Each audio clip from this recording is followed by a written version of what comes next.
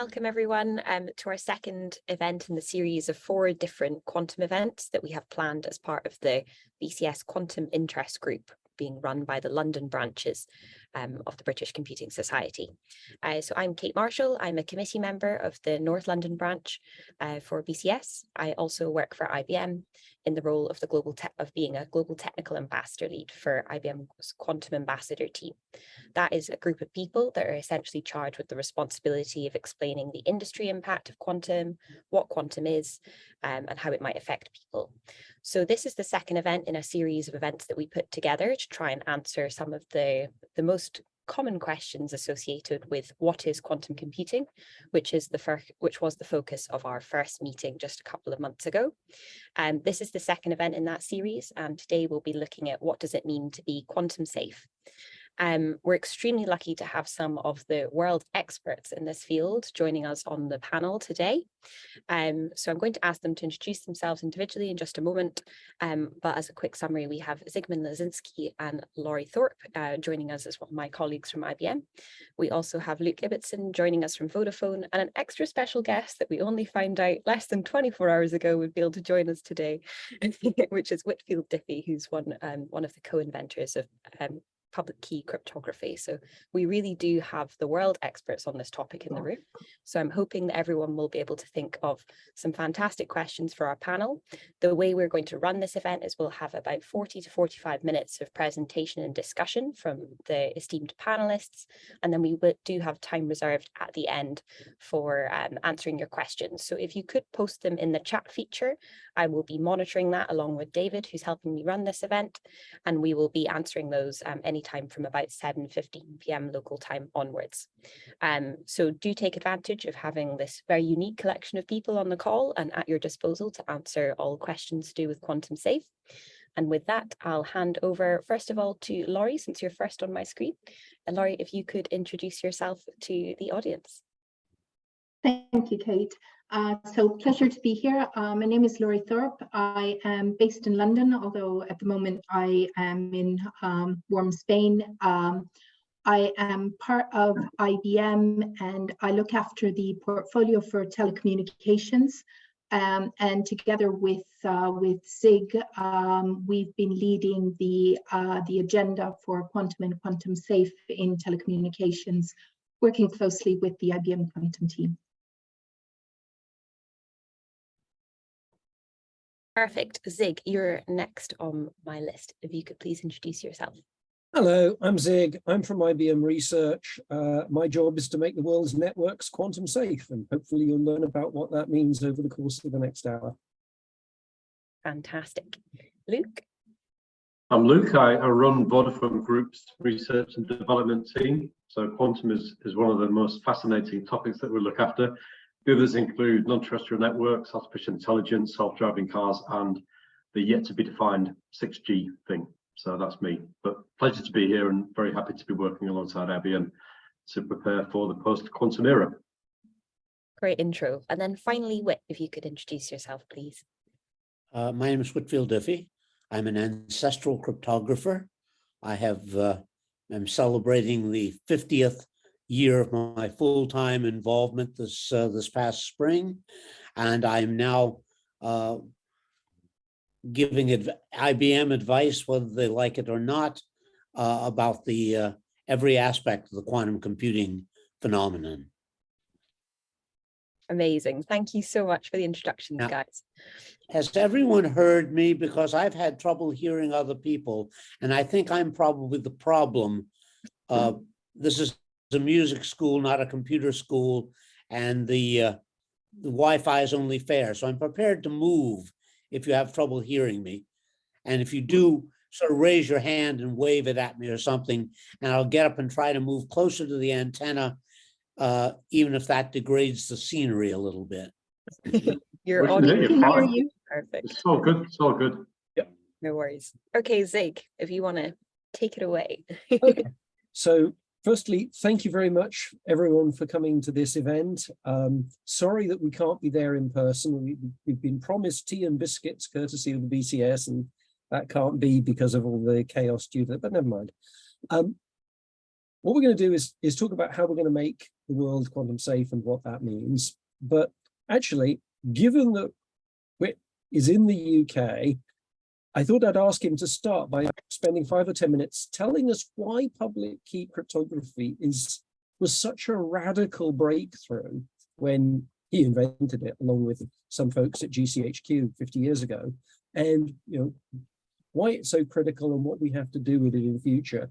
And then we'll talk more about stuff like quantum safe and quantum safe telecoms. Well, thank you very much. At the time I began working in cryptography, it turns out the most expensive part, the most trouble-prone part of cryptography was arranging for the keys, because the presumption was that for two people to use crypto security, they had to share two identical or essentially identical things to start with.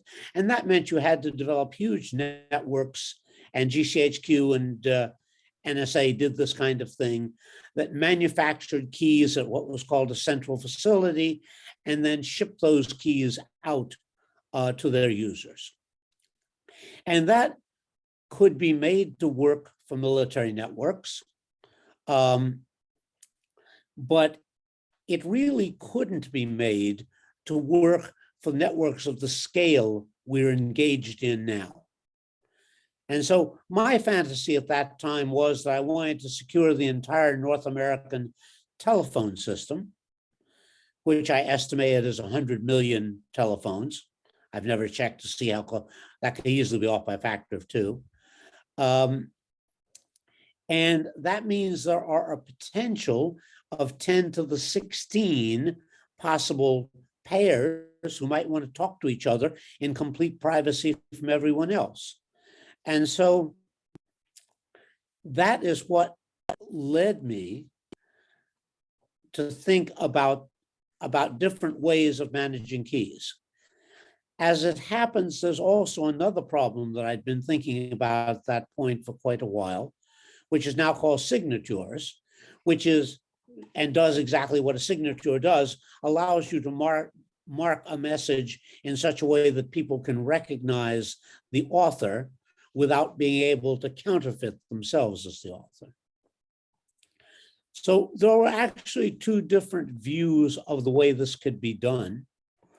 And mine was that you have a cryptographic system with a related pair of keys, and I call them the public key and the private key. That's correspondent James Ellis from GCHQ had come up with the same ideas about 5 years earlier, and he called it non-secret encryption. That's cognate to my calling it encrypting with a public key. And if you encrypt something with a public key, which I imagined as, roughly in the phone book, then you could only decrypt it with the corresponding private key. And so it had to be possible to manufacture public keys from private keys, or manufacture pairs together, and not be able to manufacture private keys from public keys. It turned out that that also solves the signature problem.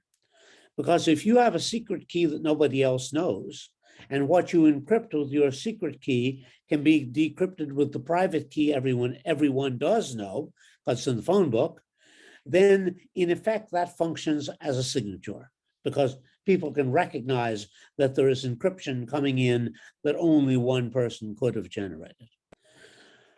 So I had those ideas in the spring of 1976. Is that right? I think spring of 75.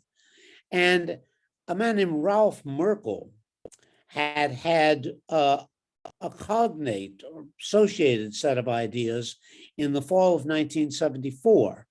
But he just thought about the first half of the problem, and he organized it. He imagined 2 people with no contact other than over an insecure channel, and how they could negotiate a secret that nobody else could know. I won't go over how any of these things are done, because I only have a few minutes, and I suspect lots of you know them. But all of these things turned out to have cognates, most of them slightly earlier in British work. So the only surviving one of the British group was Clifford Cox. And Clifford Cox is amazing because I came close to discovering what's now publicly called RSA. Don Knuth knew the elements of it and didn't discover it. My partner, Marty Hellman, came even closer to, embarrassingly close to discovering it and didn't. And RSA discovered it after we published the idea. RSA discovered it in about 6 weeks. As it happens, when Cliff Cox was a new employee at GCHQ, he had a mentor who told him this problem, and he solved the problem in 6 hours. He's rather remarkable. The other approach to the problem was also solved on both sides of the Atlantic. Marty Hellman and I solved it in early 1970, mid 1976, and Malcolm, we published it at the National Computer Conference in New York, which no longer exists because it would be too big, but it was the main public computer conference at the time. And about 2 months later, Malcolm Williamson wrote an internal secret memo at GCHQ with the same ideas in it. So as it turned out, almost all of this, it's a rare example in the history of science where you can look at two things developing entirely independently. They were independent of us because they were by and large earlier. We were independent of them because they were keeping their work secret. So what happened to this? One of the greatest effects of this, and one of the things I'm proudest of, is that this created a public cryptographic community. It's really kind of hard to work on cryptography in the abstract. You see, in GCHQ has this one thing that anchors it to the real world. It reads other people's traffic. It has to attack crypto systems it didn't develop. But if you're trying both to develop systems and attack systems, it's so much easier to develop something that looks like a crypto system and isn't any good than to give solid evidence that a crypto system is good, that until then, I think public attempts to develop the field hadn't worked very well. But it isn't easy to think of a public key crypto system, and that's very important in the present circumstances. And consequently, once you had this problem, now you had something that mattered. So things worked so well that within the next 20 or just a little more, 25 years, we actually thought we had solved the cryptographic problem. And this is a US-centric view, but National Security Agency published a set of algorithms it called Suite B. I thought that was a particularly wonderful term. Unfortunately, they've given up. About in the early 50s, we had a language called Linear B. It's an ancient language that turned out to be Greek, and it was deciphered in that period. And I like to call the NSA algorithms non-linear B, but that didn't catch on with anybody. And they now have some bureaucratic name I can never remember. But at any event, public algorithms were in a complete break with tradition, and in the British case, the US browbeat the British into changing a formal requirement that algorithms to protect secret information had to be secret. They adopted a set of public standard algorithms and announced they would trust them essentially for all levels of classified information. And so, actually, curiously, I would like to say, that quantum computing rescued us from the fear of losing our jobs, but that actually isn't true, because wonderful new things like blockchain and homomorphic encryption keep bubbling up in cryptography to keep us busy. But quantum computing appeared and is a threat, not to all of cryptography by any means. Its impact on traditional systems, symmetric systems like the advanced encryption standard, are just at worst to double the key lengths. And that's a perfectly manageable thing to do as a logistic phenomenon. Introducing public key multiplied the key lengths by 10 or 20 in some cases. That's okay. But the systems designed on both sides of the Atlantic in the 70s turned out to be vulnerable to quantum computing. And so at some point, within the next generation or so, what is currently used, the systems called RSA and Diffie-Hellman, will become vulnerable. And, planning for future issues in cryptography is a basic part of doing cryptography. And so this time we have in some sense, more information than we usually have, a more structured information that we usually just know the computers are going to get faster, think people will think of new things, etc. Here we know a particular new thing, and a lot of resources are going into developing it because it appears to be useful for a wide range of things other than cryptography. And that is what put us in the current position of working on what we're calling quantum safety as a central task. So I think that's probably what you wanted to hear, but if you wanted to hear something else instead, I'll start over from the beginning. Thank you so much. That was absolutely fantastic as an insight into what's actually happened, and I guess what we're going to have to do in future, which is the roadmap for the next however many years. So let me spend a little bit of time expanding on some of the things that Whit has talked about. And then I'll hand over to Luke and Lory, who can tell you what that actually means in the context of telecoms. Whit said he started off trying to figure out how to secure 100 million devices and the 100 million phone numbers in the North American network. We're now looking at 8 billion people with 7 billion phones of various sorts. And if you throw in the IoT devices, we're probably up at about 15 billion things we need to secure. How are we going to do that? And that I'll give over to Luke and Lory. But let's see if we can get this to work. Right. Really interesting question that lots of people ask when we talk about quantum safe. And in fact, it's the first question I've been asking in a number of seminars, is where do I put the quantum computers to make my network quantum safe? We've seen these wonderful machines. I mean, they're typically about 3 meters cubed. They weigh a number of tons. They have, second coldest place in the universe at the bottom of the cryostat. Fitting one of those into your pocket is going to be hard. And if you take nothing else away from today, the really important thing is you don't need a quantum computer to be quantum safe, to make your network quantum safe. What we're worried about is somebody who has a quantum computer and who can use it basically to attack the crypto that you're using in your network. That's what we're looking to protect.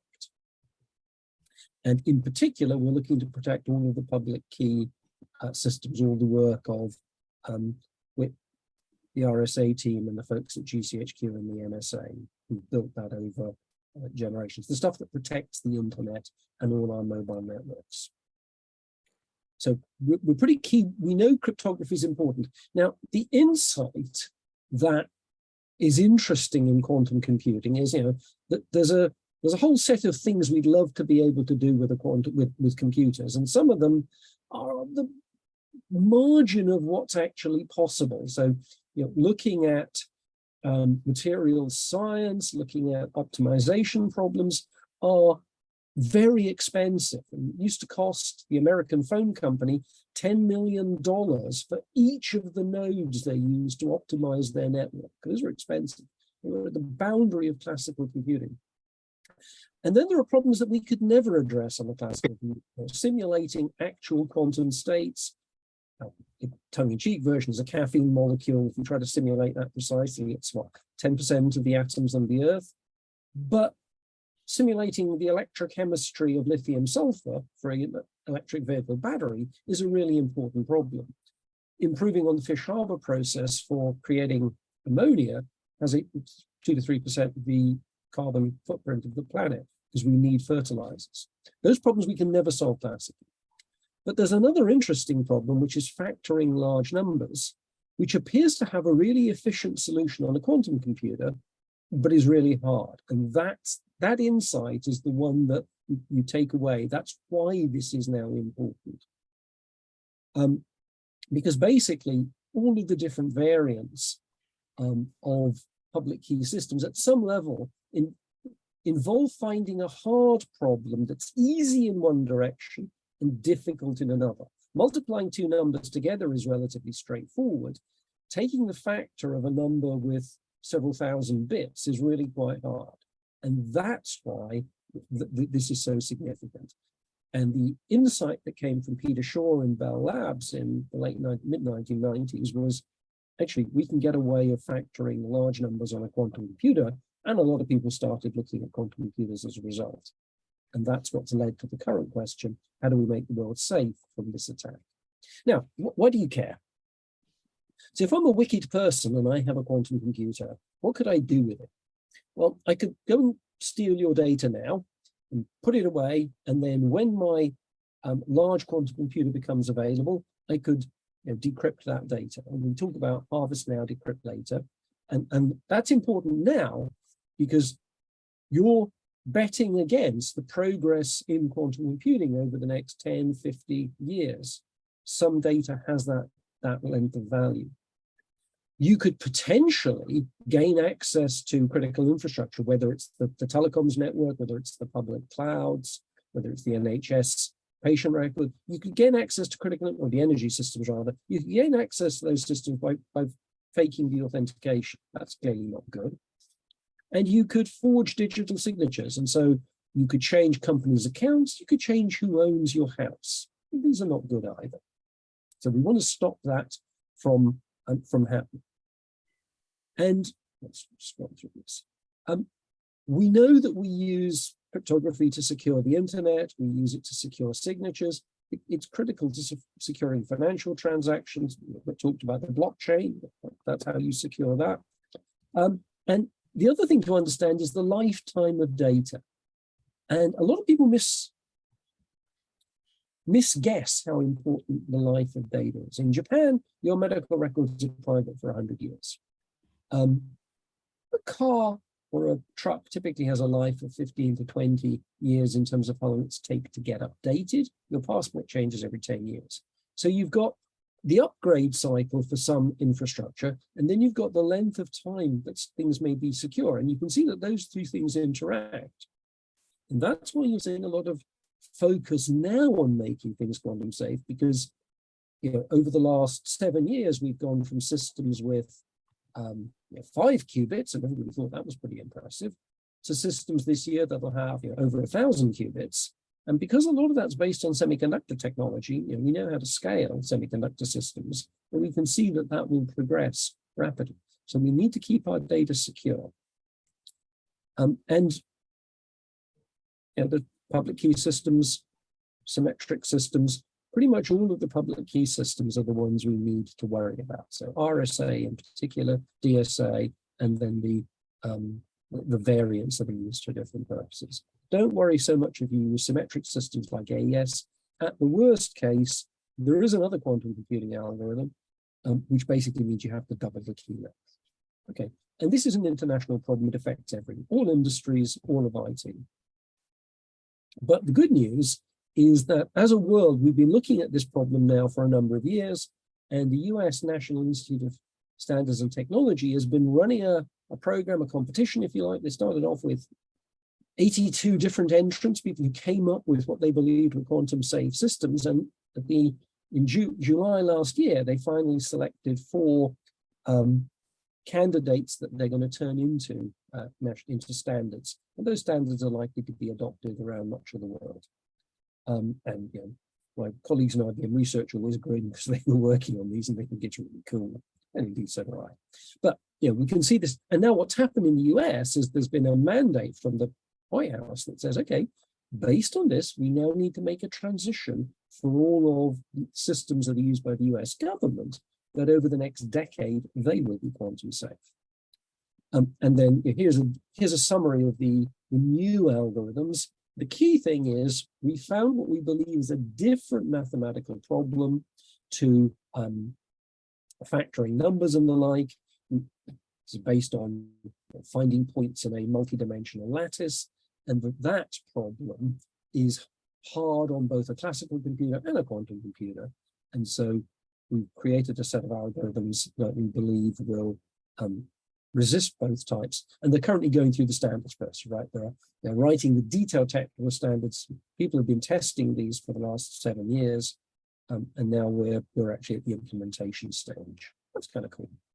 So if we think about the future, what we're doing today, helping people understand the issues, recommendations for what this means for individual companies, start thinking about how to manage the cryptography. Do you know all the places that you use crypto? Do you know how many public key infrastructures you've got? I did have one client who said, mumble, 17? Think about the implications of that, because you've got to update all of them. And then we update, it said, in military cryptography, there is an assumption that you always have to be able to update your crypto systems. But in the commercial world, we kind of forgot about that. And now we have to go and think about how to be agile.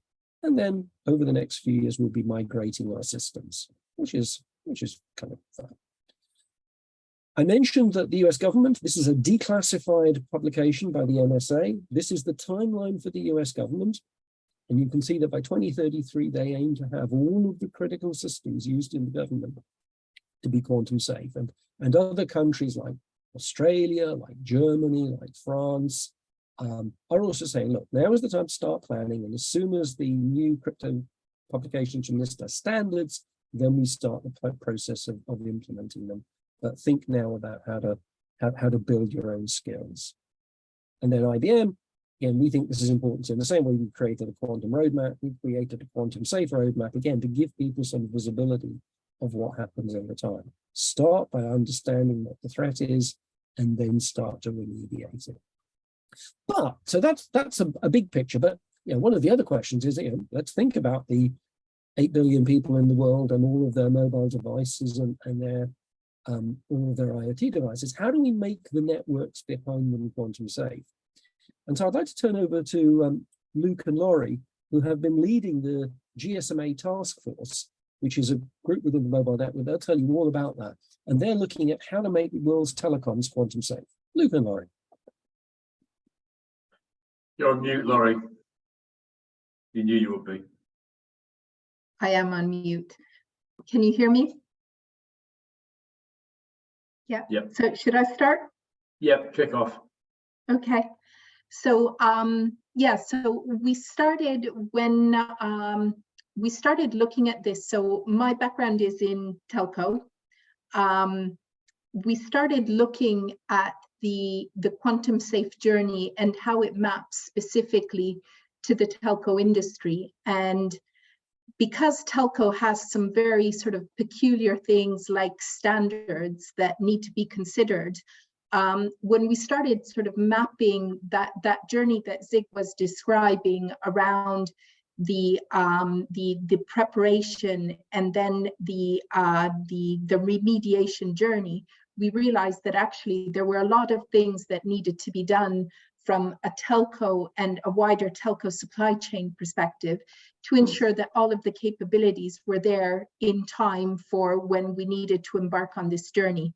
And that's really where the discussion that actually Luke and I started having, and where we brought in the GSMA, that's where the Post-Quantum Telco Network Task Force was born.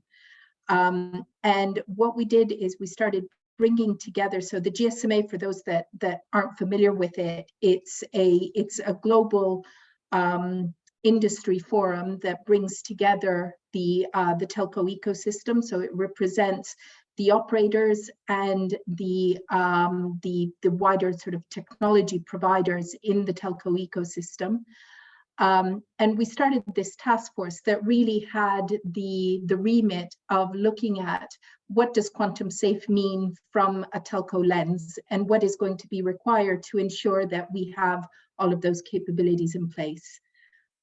So this task force, it was born as part of an IBM Vodafone initiative in September last year. It now has over 50 company members, including some that you'll be sort of very familiar with. So including obviously Vodafone and many of the biggest operators globally. So representing all of the different regions. It also includes some of the biggest technology providers in the telco ecosystem, as well as representatives from the security side of things, from sort of other stakeholders within that ecosystem. And so we now have over 50 members, over 21 operators. And we've been working since September on looking at first of all, the initial impact assessment. So we published a white paper that we called the Post-Quantum Telco Network Impact Assessment. We've been building on that since the publication in February. So we are now building on those findings to prepare the telco industry. So we're looking at things like risk assessment, we're looking at PKI migration, we're looking at the different use cases where telco is impacted. And on this, I was going to hand over to Luke to talk a little bit about what are the different areas where actually the telco ecosystem is impacted by quantum and by the threat on the cryptography that is currently used. Thanks, Lory. Yeah, as Lory's hinted at, we operate in a very, very complex ecosystem. Each individual operator has multiple different technology and business domains. And so the point that Zig raised earlier, we don't have reliable cryptographic inventories of where vulnerable schemes are used. So when one starts to think about the challenge of understanding where the encryption is used, where it needs to be replaced, and what the priorities are associated with that, from a business perspective, it starts to become quite a daunting task. So if we look at some of the specific threats that are highlighted in the first impact assessment white paper that Lory alluded to, and which is on the screen there. I feel like we're always hawking this, Lory, but it's a good paper. You should go and read it. It represents, I think, a very, very good snapshot of where the industry thinking is. And also, actually, one thing we didn't mention, it includes a good snapshot of where the national governments are in terms of their recommendations for how the industry, not just telco, but all of the IT industry should be preparing for this transition. But back to mobile operators. So we're looking at things like the risk of breaking secure tunnels, the risk of store node decrypt later that again Zig referred to earlier, but it's one that we're starting to see happen on quite a large scale basis. Code signing, digital signatures, so being able to reliably do software updates, authentication can become a real challenge given the reliance on PKI. The ability to rewrite history through attacking digital timestamps is another threat. And even things that you might not consider, such as key management attacks for long-term data. So long-term data tends to be protected by symmetric cryptography, which isn't so vulnerable to quantum, but one often finds that the keys themselves, the BRAC mechanism, do rely on things like PKI, and therefore does represent a threat. So when you take those things together and you look at the impact on us as a business, we tend to think of it in two big chunks. One is around the customer-facing impacts. So naturally, any breach of privacy that might cause reputational damage, cognizance of regulations such as GDPR, and the responsibility that we take and every operator takes to retain the integrity and the security of all customer data, that becomes undermined. And of course, there is the potential for network disruption, which directly impacts customers. Looking at the more of the internal facing pieces. We look at some of the services that we provide, such as SD-WAN. They need to be made quantum safe. We look at the links between the various different nodes in the way that we build networks, such as base stations and security gateways, just as one example, or even how we operate some of our e-commerce portals, how we manage SIM cards, how we look at the impact of the transition to IoT devices, which tend to be very power constrained and compute constrained, and it's often not feasible to take a heavier weight post-quantum algorithm and drop it straight in place of a current algorithm. So we need to consider all of those different mechanisms. We also look at how this may impact the way that we operate the network through configuration links and the vulnerabilities that it opens up in terms of people wanting to subvert the way that the networks run, or in fact deny service altogether. So there's a lot at stake from our perspective. We're not in a panic over this in the sense that we think we're starting at just the right time, but we do need to start planning, and that's the reason we formed the task force, because it's not something that any one or two companies can do together. It's something that requires the industry to mobilize, and we need to prepare our technology suppliers with the appropriate requirements as they look to plan their roadmaps and they look to take the standards that are still being worked on by NIST and by adjacent standards bodies such as IETF, 3GPP, how those get woven into products, how they hit product roadmap, and how we then plan for that migration in an orderly fashion. So that's the telco challenge and some of the mitigations in a nutshell. I think, Luke, maybe just to mention very quickly that the government stakeholders are obviously one of the key stakeholders within the telco ecosystem. So regulation and the government guidelines, that's something that we're seeing is sort of evolving very, very quickly across different geographies, with potentially US leading the way in terms of establishing timelines, but actually we're seeing a lot of movement across other geographies as well. So we expect that to be quite fast moving. Yeah, most people are following the NIST guidance, not all, and we represent from the GSMA perspective. It's a global initiative that looks across all regions of the world. So we're looking to assist and plan with the migration of all of the different operators in different regions as well.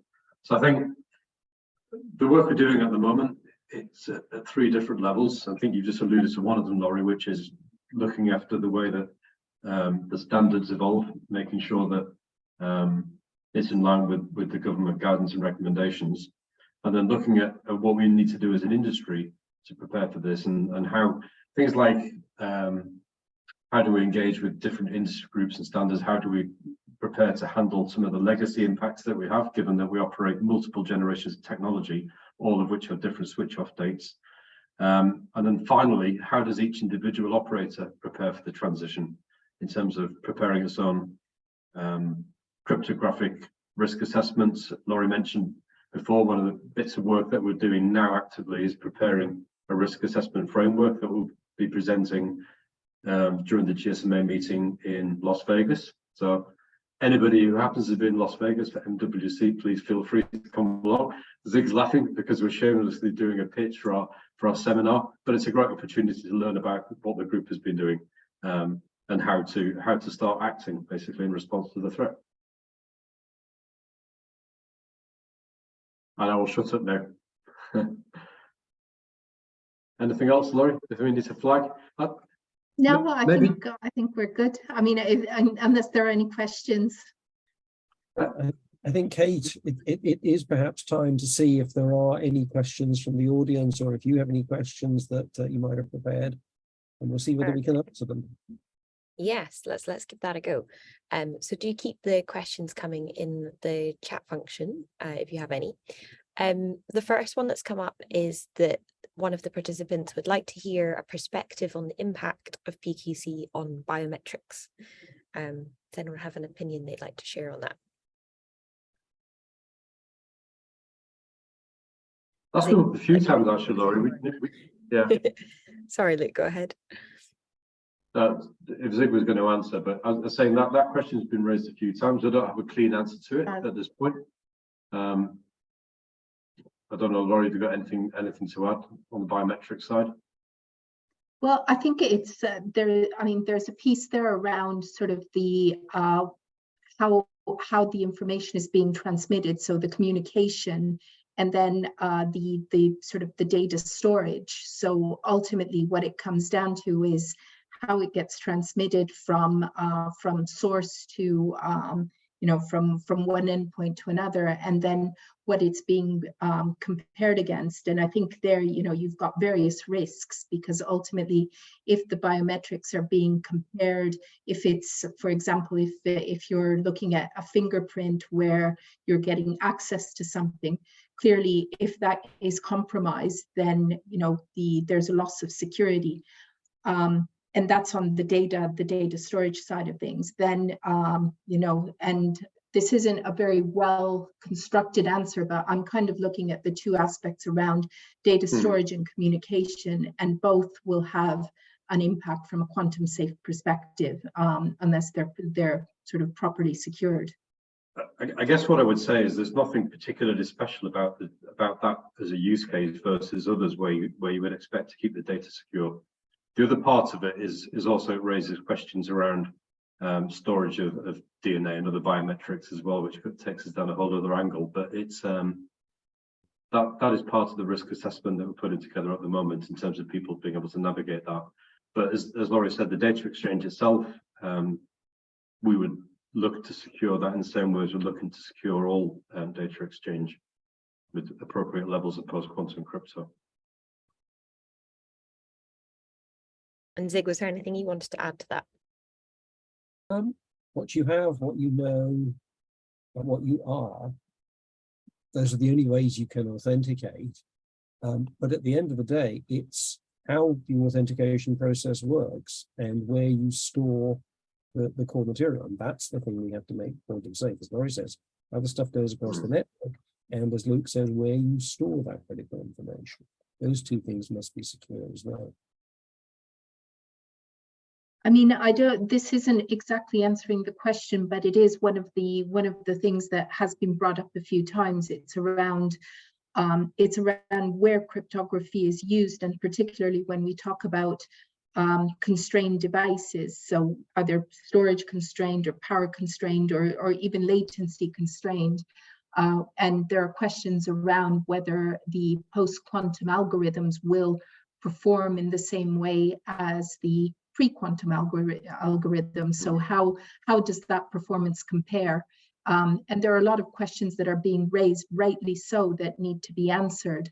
And certainly when we talk about, I'm going back to telecommunications because it's what I know. When we look at, for example, IoT power constraint or constrained devices, that's where I see sort of potential issues that may come up in future, depending on how those algorithms will be performing in future. Thank you for that, guys. So another question that we have is, this issue will affect many sectors. How is the telco sector working with other sectors such as government, banking, cloud providers, etc., to tackle the challenges associated there? Okay, so let me have a go at that. The first sector that actually started focusing on what we call quantum safe was the national security functions that protect government, because they had already spotted this problem a number of years ago and had put together roadmaps. I think the telecom sector is probably the second one. If we look at the maturity of the work that we've done and compare it to other areas, most other industries are still only starting to think about this. So one of the things that we've been doing is going and talking to governments, going and talking to our peers in other industry groups and sharing what we've done within the GSMA task force and saying, do you perhaps want to use this as a framework for how you make your industry quantum safe? Now, so far, none of those initiatives have actually gone public, but there are groups that are looking at how they can replicate what we've done. And we're deliberately trying to do as much as possible in the open so that people can indeed copy it for other industries. If somebody takes our work and reuses it like that, that's everybody wins, because it means that both two different industries get to be safe. I think, Zig, just to add to that, I think there's also an expectation from other industries that as they use telco services in the same way as they use banking services, that they expect those, in particular, those two industries to be on top of it. And I think Luke mentioned earlier that we're already seeing enterprises that are starting to request quantum safe services from the telcos. So things like quantum safe SD-WAN is an example, and we're already starting to see that demand coming from other industries. Yeah, it's also good because it gives us a customer angle, because we have customers in lots of different sectors, and we're seeing the interest starting to be generated across multiple different segments of people, particularly in the public sector to begin with, people wanting to have quantum safe versions of the communication services that we rely on. So that gives us a natural segue into how other adjacent industries are starting to prepare and what they're thinking about. Now, as we said in the as part of the PQTN task force, we are working with multiple governments as well. We have some of them directly as part of the task force, and we certainly are very, very cognizant of the guidance that other governments, all governments are producing on this, and we try and keep abreast of that as much as we can. Brilliant, thank you guys. The next one is, how might cryptocurrency providers be impacted? So will existing distributed ledger systems be vulnerable, or will they be upgradable in situ, for example? Remember, one of the comments we said it's important that you do that cryptographic risk assessment. So first of all, you have to discover the cryptography, and then you have to say, is this one that's vulnerable? So for any distributed ledger, the first question to ask is, how is the blockchain or whatever technology you're using to make the distributed ledger secured? And the second question is, how then do you authenticate transactions? Now, the blockchain as a cryptocurrency works in a particular way, so those mechanisms are kind of entangled in the way crypto mining generates the keys that certify the blocks. But what you need to do is look at the algorithms that are used both to secure the underlying chain and how you authenticate transactions, and ask, are those protected by either a vulnerable public key system or by one of the hash systems we know are potentially vulnerable? If they are, then you need to think about how to migrate that over time, in the same way that you have to do it for any other financial system.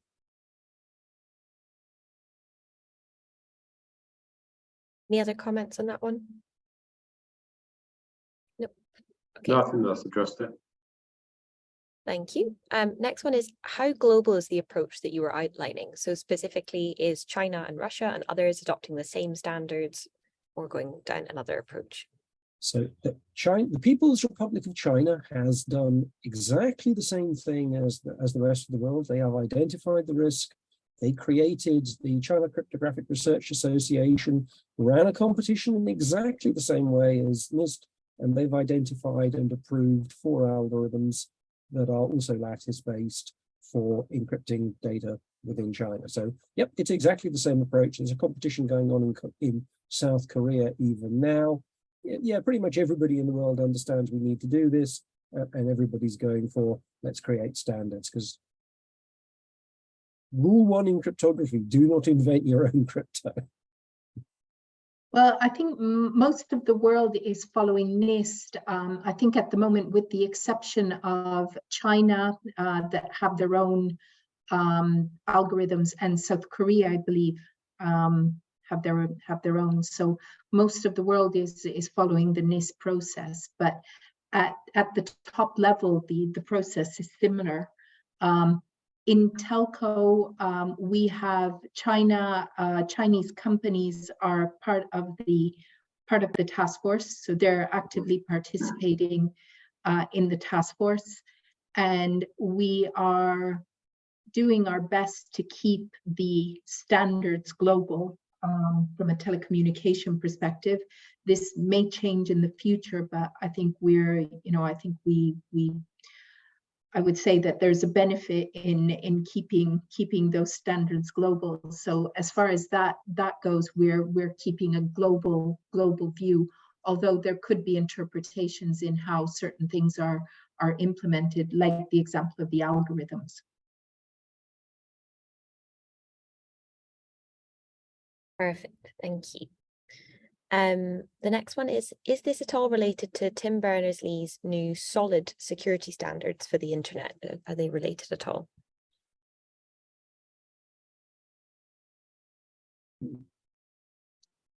I don't know the answer to that. Yeah, we haven't looked at that so far. I guess that's tomorrow's job. Perfect, a good one there from Tom. Next one is, we'd like to hear about the impact on AI and the implications, considering the potential accessibility of AI and the large masses in relation with quantum.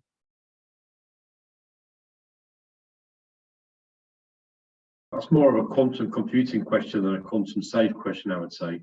Yeah. And I would say just on that, because although we're here talking about defending against the menace of quantum computers, we are at Vodafone and in partnership with IBM looking at all of the positive use cases that can be applied to the telco industry as well. Everything from large-scale optimization problems, such as how we plan networks, through to how we handle logistics, or indeed use quantum machine learning to help with processing big data sets and provide better customer services. So we see it as having a positive impact in terms of the way that we might be able to use and harness AI to improve the quality of customer experience. But we're not, in this work at least, looking at the threat of AI posed by quantum, because what we're really doing is using non-quantum methods through cryptography to protect data from future attack by quantum computers, which is why Zig started with his nice, picture of him stood next to the system one, saying you don't need one of these to do post-quantum. Absolutely. Thank you for that, Luke. So last one posted on the chat function here is, Luke, I know you've had a go answering this already, I think, but I'll open it up to the other panelists as well. Only the first part, and I realised I left the second part unaddressed, which is will we be operating post-quantum cryptography and today's cryptography side by side for a long period of time, which I will venture my personal view, which is yes, I think we will.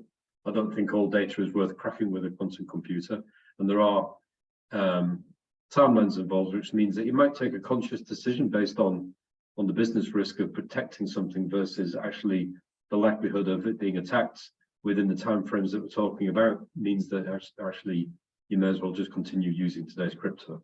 So I think it depends, but the likely outcome is that you'll have both sets of algorithms being used alongside each other for quite a while to come.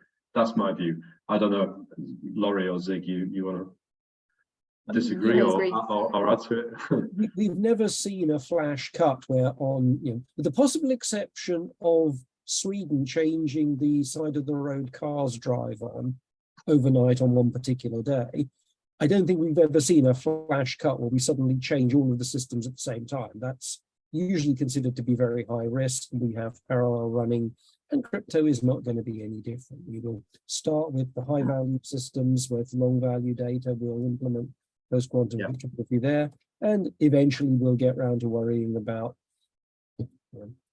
internet connected fridges. That's probably the right sort of way of thinking about it. Yeah, no, I expect that there will be all sorts of sort of hybrid configurations running for many years to come. And what we're hearing is that a lot of people are questioning whether the algorithms that are being now standardized have, will they withstand the test of time like the ones that we're using now?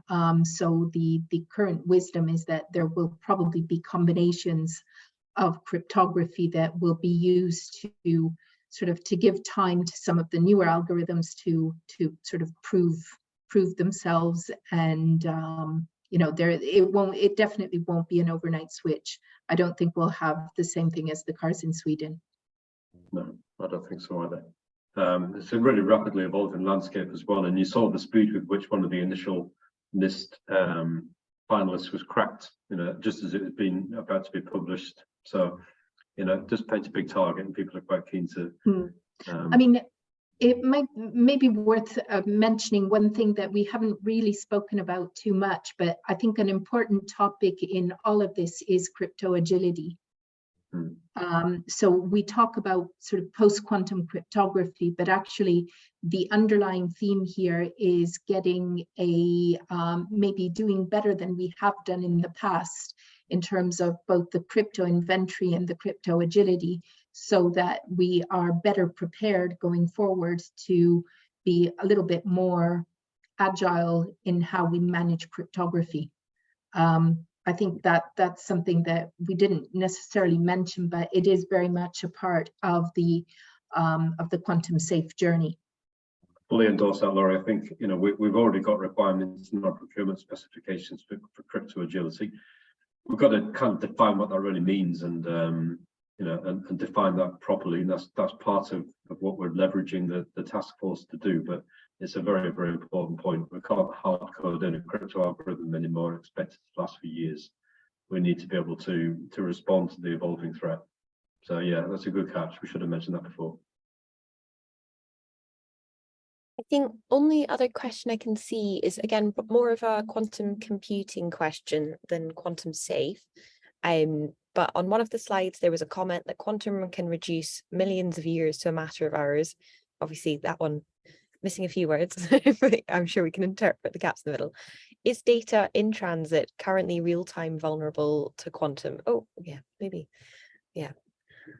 No, that is a correct. Yeah. That is a relevant question. Yeah. And well, actually, I'll let IBM answer as well, but not at the moment. I think is my my belief.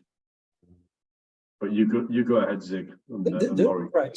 So there's lots of people publishing research on how you can use a quantum computer to break public key algorithms. That's and the number of qubits that they believe. It was 2 million when I think the first paper was published around, the first serious paper that quantified this was published around 2012. And that number's decreased markedly. Currently, the estimates are greater than what you can get on a practical system. So from that perspective, data in transit, I only worry about data in transit if it is of exceptional value. So for example, things like the keys to your nuclear weapons, probably you want to be thinking about those already. People probably have them. So, but for the majority of our data, it's probably not something that you need to think about. But over the coming years, as keys are exchanged over a network, that's when it becomes important, because a single break allows you to attack lots of things. That's the thing we're guarding against with making the networks quantum safe. But it's why you tend to see the emphasis on the store now decrypt later threat rather than the real-time stuff at the moment, because that reflects the state of the art. But never say never. But let's start by fixing the stuff we know needs to be fixed. As we said before, a lot of this is around planning and preparing and prioritizing the actions that we need to take.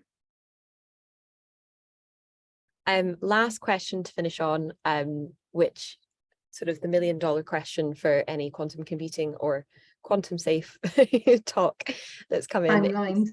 To help understand the changing risk landscape, how long is it likely to be until quantum computing becomes available commercially and can be bought / used by threat actors wishing to attack systems and data? So a big one to finish on, but any quantum computers are already available on the internet if you want to use them. They're cloud services, right? So yeah, Zig can give you a price list. Yeah. I'm not kidding. Go to IBM. Our quantum computers are available now. We also have terms and conditions that say you're not allowed to use them for bad things. I'm actually quite serious about that. But the estimates that you're getting from governments and groups around the world is that it would be good that by 2030, that those systems that are at risk are secured. That's the general. Now, And in fact, there's a thing called Mosca's theorem that talks about exactly how you measure that risk, and that's published by the Global Risk Institute.